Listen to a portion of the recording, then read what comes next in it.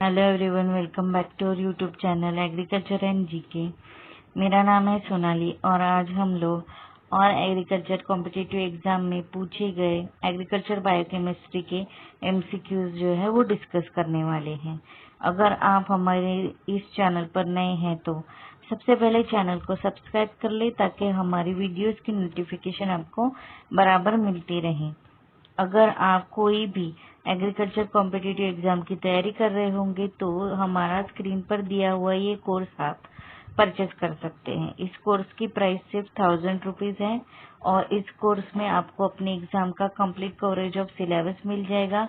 Notes provide किए जाएंगे, lectures video provide किए जाएंगे, क्वेश्चन पेपर प्रोवाइड किए जाएंगे, 1 रिवीजन ई बुक प्रोवाइड किए जाएंगे, मॉक टेस्ट लिए जाएंगे, प्रीवियस ईयर के सारे पेपर्स जो है वो आपको प्रोवाइड किए जाएंगे और ये कोर्स आपको अदर एग्रीकल्चर एग्जाम्स में भी हेल्प कर सकता है। अगर आप हमारा ये कोर्स लेने में इंटरेस्टेड होंगे तो दिए गए व्हाट्सएप नंबर पर आप मैसेज कर सकते हैं।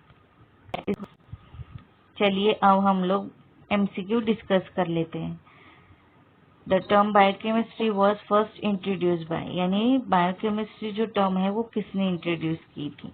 तो सबसे पहले हम लोग ये जानते हैं कि बायोकेमिस्ट्री मतलब होता क्या है। Biochemistry is the study of chemical process in plants and animals and organisms and it was first introduced by Carl Newberg. Carl Newberg ने जो है बायोकेमिस्ट्री टर्म इंट्रोड्यूस की थी in 1903 and he was also called as father of modern biochemistry.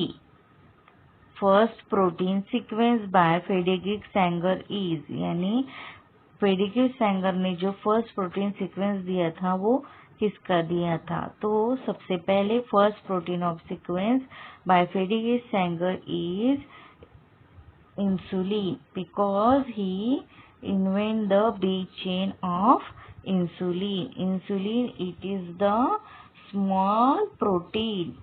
Insulin जो होता है वो एक स्मॉल प्रोटीन होता है secreted by pancreas that helps to regulate the sugar level in the body.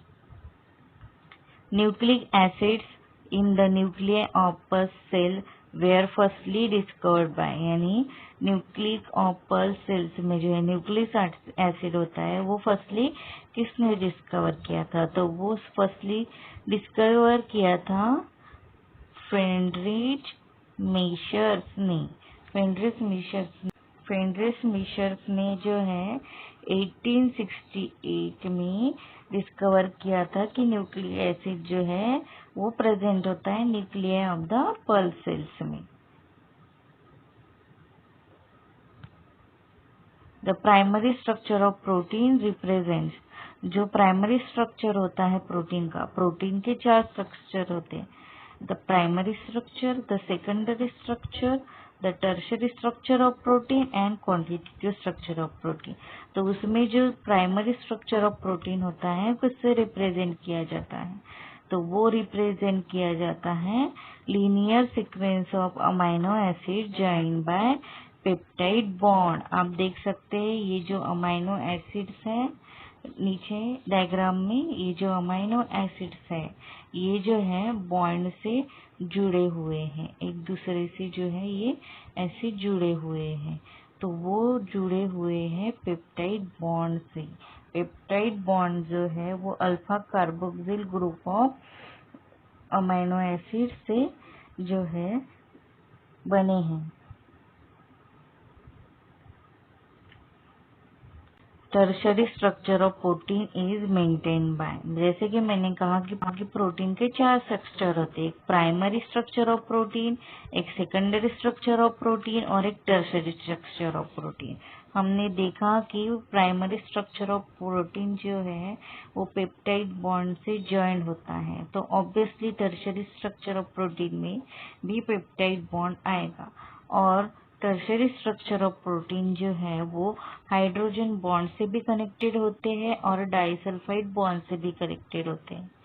तो इसका आंसर आ जाएगा ऑल ऑफ दिस। तो आप देख ही सकते हैं इमेज में आप इस साइड देखेंगे तो यहाँ पर जो है हाइड्रोजन बॉन्ड है, और आप यहाँ देखेंगे तो यहाँ डाइसल्फाइड बॉन्ड है, और नीचे देखेंगे तो आयनिक बॉन्ड है। तो जो है टर्शियरी स्ट्रक्चर ऑफ प्रोटीन वो तीनों बॉन्ड से जुड़े हुए हैं।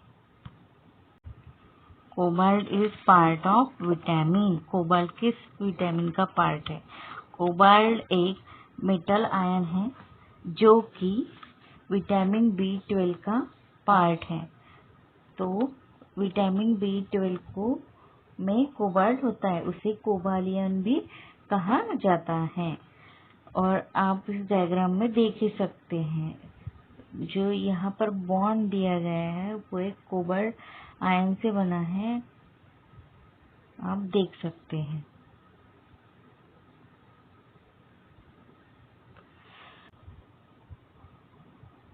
Process of fermentation is firstly recognised by. तो फर्मेंटेशन की प्रोसेस सबसे पहले जो है वो दी थी थियोडोर शेज़वान ने। थियोडोर शेज़वान ने 1836 में जो है प्रोसेस ऑफ फर्मेंटेशन जो है वो डिस्कवर की थी, और he noted that the multiplication of yeast during the alcoholic fermentation। उन्होंने सबसे पहले जो है वो ईस्ट से जो है अल्कोहलिक फर्मेंटेशन किया था। विटामिन डिस्कवर्ड बाय, और ऑप्शन में सबसे पहले है लीनियर मिशेल। लीनियर मिशेल ने जो है एंजाइम इनिशिएशन डिस्कवर्ड किया था। लीबर्ग ने जो है agriculture and biological chemistry discovered की थी, और वी माइनर एक अमेरिकन एजुकेटर हैं, और कैशमीर फॉग ने जो है सबसे पहले विटामिन डिस्कवर्ड किया था इन 1912 में।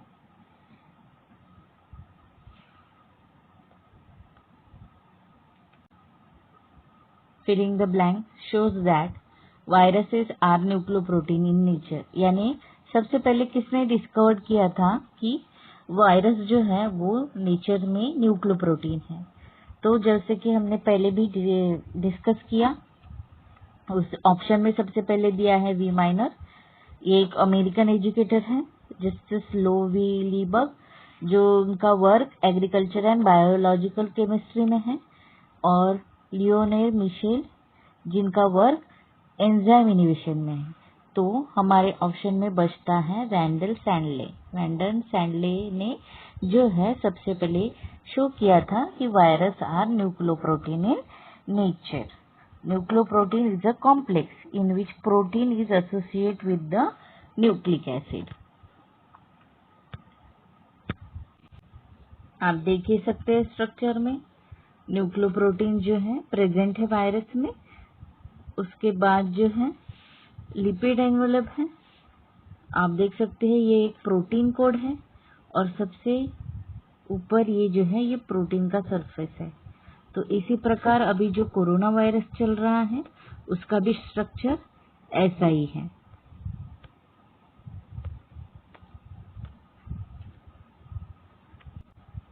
One gram of fat gives energy. 1 gram of fat कितनी एनर्जी देता है? तो 1 ग्राम ऑफ फैट जो है 9 किलो कैलोरीज देता है, जो कि कार्बोहाइड्रेट्स और प्रोटीन से भी ज्यादा है। Fats are abundantly found in. Fats कहाँ फाउंड होते हैं?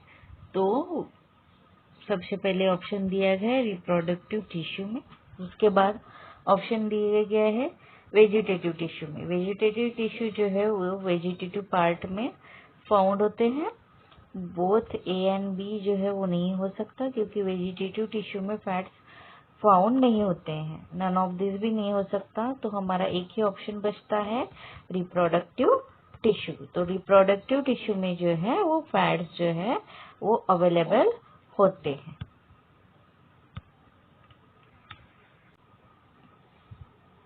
Which of the following lipids is abundantly found in cell membrane, यानी सेल मेम्ब्रेन में कौन से लिपिड्स फॉर्म होते हैं। तो सेल मेम्ब्रेन में जो है एक लिपिड्स रहता है और दूसरा फैटी एसिड रहता है।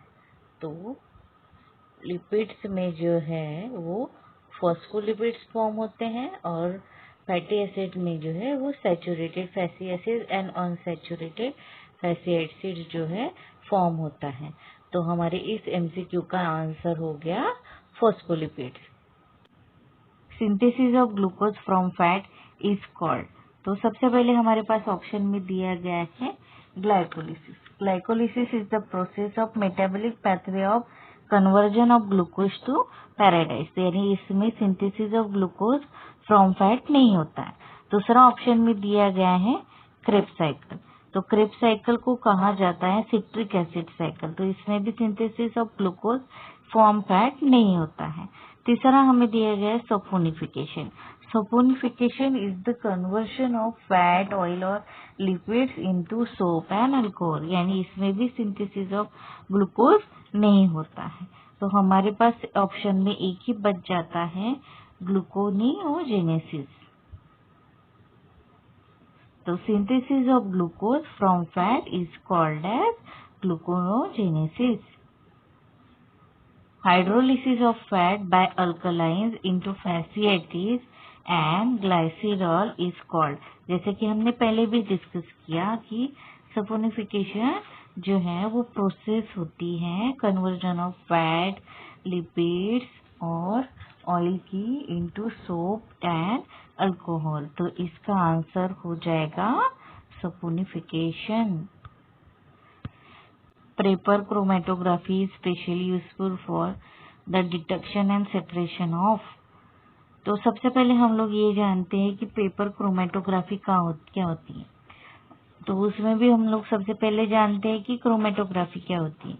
Chromatography is the separation process of chemicals from the liquid, उसे क्रोमेटोग्राफी कहा जाता है। पेपर क्रोमेटोग्राफी में जो है फिल्टर पेपर यूज करके जो है एक सब्सटेंस में से, एक लिक्विड में से जो है केमिकल्स अलग किए जाते हैं, इसीलिए उसको पेपर क्रोमेटोग्राफी कहा जाता है। तो पेपर क्रोमेटोग्राफी से जो है अमाइनो एसिड्स जो है वो सेपरेट किए जाते हैं, इसलिए इसका आंसर हो जाएगा amino acids. is most commonly used filter paper for paper chromatography। जैसे मैंने पहले भी कहा पेपर क्रोमेटोग्राफी में जो है फिल्टर पेपर यूज किया जाता है। इसमें ऑप्शन में हमें दिया गया है सेलुलोज पेपर। सेलुलोज पेपर ऐसा कुछ होता नहीं है। उसके बाद क्रोमेटोग्राफी पेपर, तो पर्टिकुलर कोई क्रोमेटोग्राफी पेपर भी नहीं होता और स्टरलाइज पेपर भी इसमें यूज नहीं किया जाता। इसमें यूज किया जाता है वाटसन नंबर 1 पेपर। इस पेपर की जो इफिशियंसी होती है वो 98% होती है केमिकल्स को सेपरेट करने से फ्रॉम लिक्विड, इसीलिए वाटसन नंबर 1 पेपर जो है पेपर क्रोमेटोग्राफी में जो है यूज किया जाता है, इसीलिए इसका आंसर हो जाएगा Watson number 1 paper. The method of electrophoresis is developed by, यानी इलेक्ट्रोफ्लोरेसिस जो है वो किसने डेवलप किए थे। तो सबसे पहले हम लोग ये जान लेते हैं कि इलेक्ट्रोफोरेसिस क्या होता है। Electrophoresis is laboratory technique separation of DNA, RNA and protein, और वो डेवलप की गई थी बाय टिसेलियस। 1931 में जो है टर्म कॉइन की थी electrophoresis. Combination of electrophoresis and chromatography. हमने पिछले क्वेश्चंस में देखा कि इलेक्ट्रोफोरेसिस क्या होता है और क्रोमेटोग्राफी क्या होती है, दोनों के कॉम्बिनेशन को क्या कहा जाता है ये यहाँ पूछा गया है। तो सबसे पहले हमें ऑप्शन में दिया गया है जेल इलेक्ट्रोफ्लोरेसिस। जेल इलेक्ट्रोफ्लोरेसिस में जो है सिलिका जेल यूज करते हैं। क्रोमेटोग्राफी ये भी जो है कॉम्बिनेशन नहीं है इलेक्ट्रोफोरेसिस और क्रोमेटोग्राफी का। उसके बाद दिया गया है इलेक्ट्रिक क्रोमेटोग्राफी। तो ये भी जो है इसमें भी जो है इलेक्ट्रोफोरेसिस की प्रोसेस नहीं होती है। और सबसे लास्ट में दिया गया है आयनोफ्लोरेसिस टेक्निक। आयनोफ्लोरेसिस टेक्निक जो है वो उसे जो है combination of electrophoresis and chromatography कहा जाता है। आयनोफ्लोरेसिस जो टेक्निक है वो जो है separation of the molecule from by the chromatography and electrophoresis. The 3D structure of protein can be determined by 3D structure होता है प्रोटीन से का, वो कैसे डिटरमाइन किया जाता है। पहले ऑप्शन में दिया है nuclear magnetic resources. Nuclear magnetic resources से जो है एक स्पेक्ट्रोग्राफी की मेथड है जो कि 3D स्ट्रक्चर में यूज की जाती है। उसके बाद दिया गया है एक्स-रे क्रिस्टलोग्राफी। ये भी एक स्पेक्ट्रोस्कोपी की मेथड है जो finest visualisation of protein structure देती है, इसीलिए एक्स-रे क्रिस्टलोग्राफी भी है, वो 3D स्ट्रक्चर ऑफ प्रोटीन में यूज की जाती है। इसीलिए इसका आंसर आ जाएगा both A and B. Disulfide bond are formed between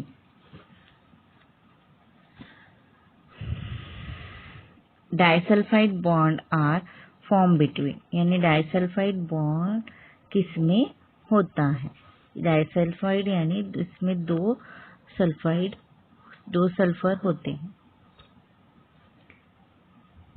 disulphide bond are form between, यानी डाइसल्फाइड बॉन्ड जो होता है वो किन दोनों में फॉर्म होता है। तो सबसे पहला ऑप्शन है cysteine residues that are close together. तो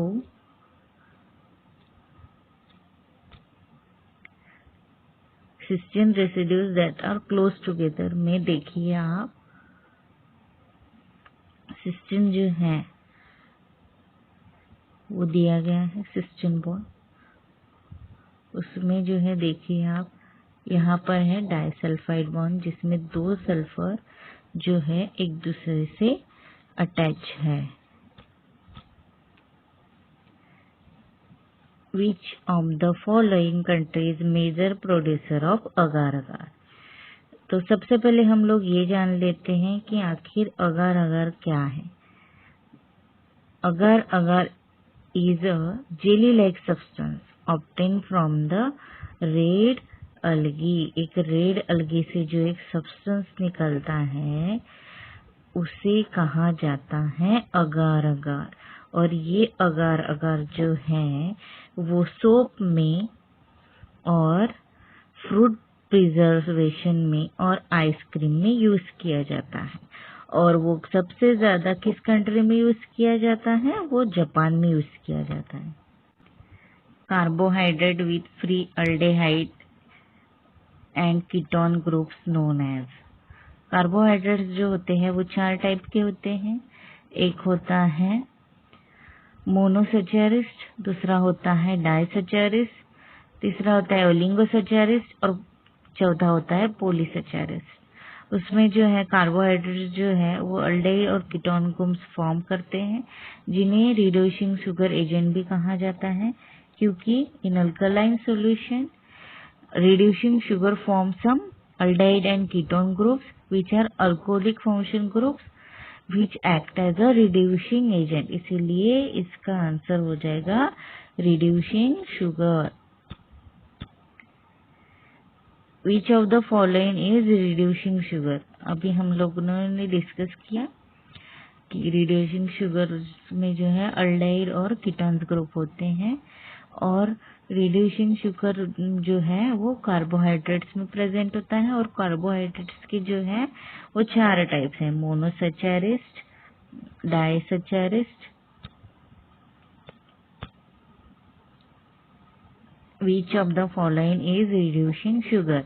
अभी हम लोगों ने देखा कि रिड्यूसिंग शुगर जो है वो कीटोन्स एंड अल्डिहाइड्स ग्रुप जो है वो फॉर्म करते हैं, और वो फॉर्म करते हैं कार्बोहाइड्रेट्स में। और कार्बोहाइड्रेट्स के 4 प्रकार हैं, एक मोनोसैचेरिस्ट, एक डाइसैचेरिस्ट, और एक ओलिगोसैचेरिस्ट, और एक पॉलीसैचेरिस्ट। इन चारों ग्रुप्स में जो है वो रिड्यूसिंग शुगर एजेंट जो है वो प्रेजेंट होते हैं। उसमें जो है ग्लूकोज और फ्रुक्टोज आर मोनोसैचेरिस्ट, इसीलिए इसका आंसर हो जाएगा glucose. Mixture of glucose and fructose is obtain is called as. जैसे कि हमने अभी देखा कि ग्लूकोज एक रिड्यूसिंग शुगर है, और जब इसका मिक्सचर होता है ग्लूकोज और फ्रुक्टोज का, तब उसे क्या कहा जाता है? तब उसे कहा जाता है इनवर्ट शुगर। इनवर्ट शुगर जो है वो एक स्वीट सब्सटेंस होता है, स्वीट लिक्विड होता है, जो 50% ग्लूकोज और 50% सुक्रोज फ्रुक्टोज से बनता है। Sucrose is disaccharide made up of, जैसे कि मैंने अभी भी डिस्कस किया, कार्बोहाइड्रेट्स के 4 ग्रुप्स होते हैं, मोनोसैचेरिस, डाइसैचेरिस एंड ओलिगोसैचेरिस एंड पॉलीसैचेरिस। उसमें जो डाइसैचेरिस सुक्रोज है वो किससे फॉर्म होता है? तो वो फॉर्म होता है ग्लूकोज और फ्रुक्टोज से। Positively charge basic amino acids are, यानी जो positively charge basic amino acid है वो कौन से हैं?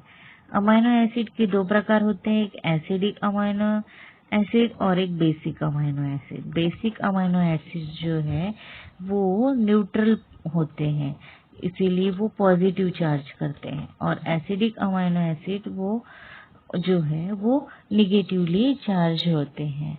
और एसिडिक अमाइनो एसिड्स की साइड चेन्स जो होती है वो नाइट्रोजन से बनी होती है, और बेसिक अमाइनो एसिड्स की जो साइड चेन होती है वो कार्बोक्सिलिक एसिड से बनाई जाती है। तो उसका आंसर हो जाएगा लाइसिन एंड आर्जिनिन। तो आप देख सकते हैं कि इसमें जो है वो नाइट्रोजन जो है, नाइट्रोजन बॉन्ड जो है आप देख सकते हैं लाइसिन और आर्जिन में। Aromatic amino acids, aromatics amino acids यानी ये जो अमाइनो एसिड्स है ये जो है वो अपने स्ट्रक्चर में एरोमेटिक रिंग फॉर्म करते हैं, इसीलिए उन्हें एरोमेटिक अमाइनो एसिड्स कहा जाता है। तो वो होते हैं पैलेथिनाइन, टायरोसिन एंड ट्रेप्टोफेन। इनमें आप देख सकते हैं कि अमाइनो एसिड में किस तरह से जो है वो रिंग्स फॉर्म किए हैं, इन्हें एरोमेटिक रिंग्स कहा जाता है, रिंग्स कहा जाता है।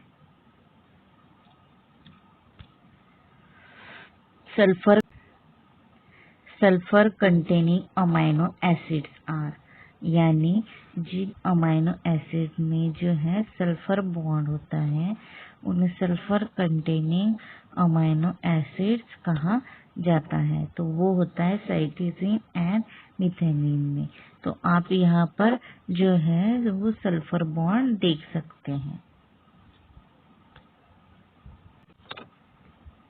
The simplest amino acid is, simplest amino acid मतलब जो है वो कहा जाता है उन अमाइनो एसिड्स को जो कि नेचुरली प्रेजेंट होते हैं इन लिविंग बॉडीज। तो वो होता है ग्लाइसिन। ग्लाइसिन जो है वो एनिमल बॉडीज में प्रेजेंट होता है। आप ग्लाइसिन का स्ट्रक्चर जो है वो देख सकते हैं, और ये एनिमल बॉडीज में जो है प्रेजेंट होता है। The first bio informatics database was created by. तो सबसे पहले हम लोग देखते हैं कि बायो इन्फॉर्मेटिक्स डाटाबेस मतलब होता क्या है। Bio informatics database gives all the biological information of the plant present in the plant, DNA जैसे है, RNA, protein, lipids, fats, oil, यानी सारी biological information bio informatic database दे देता है। और वो फर्स्टली इंट्रोड्यूस किया था, और डेहॉफ जो है एक अमेरिकन फिजिकल केमिस्ट है। Which of the following is the Escherichia coli model organism database? यानी बायो इन्फॉर्मेटिक डाटाबेस में जो है Escherichia coli जो ऑर्गेनिज्म डाटाबेस है वो किससे फॉलोड किया जाता है? तो वो फॉलोड किया जाता है बाय इकोजीन। इकोजीन से जो है वो Escherichia coli मॉडल जो है डाटाबेस किया जाता है। Single piece of information in a database is called as, जो बायो इन्फॉर्मेटिक डाटाबेस में single piece of information provide किया जाता है उसे क्या कहा जाता है? तो उसे कहा जाता है फील्ड। उसे क्या कहा जाता है? Field. Gene bank the nucleic acid sequence database is maintain by. Database जो है जीन बैंक का और न्यूक्लिक एसिड सीक्वेंस का कौन सी ऑर्गेनाइजेशन जो है वो मेंटेन करते हैं? जीन बैंक में जो है जीन का सीक्वेंस, जीन्स का ऑल इंफॉर्मेशन जो है वो जीन बैंक में प्रेजेंट होती है, उसका भी इंफॉर्मेशन कौन मेंटेन करता है? तो उनका इंफॉर्मेशन मेंटेन करता है एनसीबीआई। और एनसीबीआई क्या है? एनसीबीआई होता है national centre for biotechnology information. National centre for biotechnology information. Each record in a database is called, यानी जो बायो इन्फॉर्मेटिक्स के डाटाबेस में जो है जो रिकॉर्ड रखा जाता है उस रिकॉर्ड को क्या कहते हैं? तो उस रिकॉर्ड को कहते हैं entry. MatDB is a model organism database for, तो मैटडीपी जो है वो एक integrated biological knowledge of resources for plant genome. तो एक प्लांट जीनोम का रिसोर्सेज का बायोलॉजिकल नॉलेज है, तो वो एक ह्यूमन का नहीं हो सकता, एक राइस का भी नहीं हो सकता और एक माउस का भी नहीं हो सकता। तो वो है अरेडिफोसिस। अरेडिफोसिस जो है वो सबसे पहले यूज किया हुआ प्लांट है इन बायो इन्फॉर्मेटिव डाटाबेस में। Phylogenetic relationship can be shown by, इन जो बायो इन्फॉर्मेटिक्स डाटाबेस में फाइलोजेनिक रिलेशनशिप शो किया जाता है वो किसने डिस्कवर किया गया है? तो वो डिस्कवर किया गया है डेंटोग्राम में। तो डेंटोग्राम जो है वो डायग्राम शो करता है hierarchical relationship between object show clustering of G, उसे डेंटोग्राम कहा जाता है। क्लस्टर डब्ल्यू एस, यानी क्लस्टर डब्ल्यू क्या होता है? क्लस्टर डब्ल्यू भी जो है वो बायो इन्फॉर्मेटिक्स डाटाबेस में यूज किया जाता है, और क्लस्टर बेस जो है वो एक कंप्यूटर प्रोग्राम है जो बायो इन्फॉर्मेटिक्स में यूज किया जाता है, और वो हमें शो